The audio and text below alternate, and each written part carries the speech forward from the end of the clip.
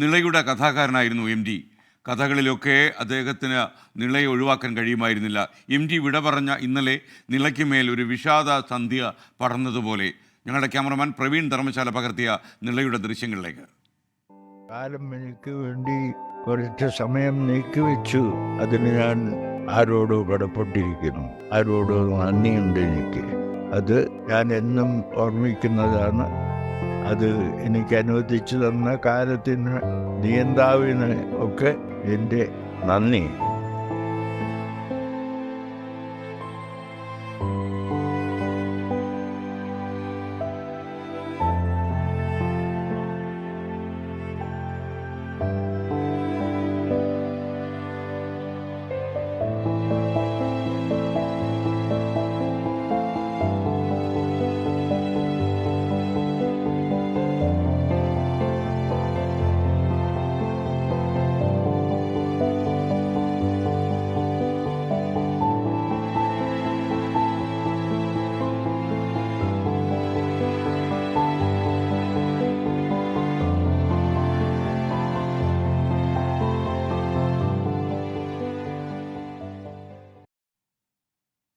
ഈ എഴുത്തിൻ്റെ സർഗ്ഗലോകം കൂടുതൽ കരുത്തോടെ തുടരാൻ നിളയെ അത്യന്തം സ്നേഹിച്ച എം ടി ആ നിളയുടെ തീരത്ത് തന്നെ ഒരു വീടൊക്കെ പണിഞ്ഞ് അവിടെ തുടരാനായിരുന്നു പരിപാടി. എന്നാൽ അദ്ദേഹം നിള വറ്റി വരണ്ട് ഭാരതപ്പുഴ ഭാരതപ്പൂഴിയായി മാറുന്ന ദുഃഖകരമായ കാഴ്ച എം ടിക്ക് താങ്ങാൻ കഴിഞ്ഞില്ല.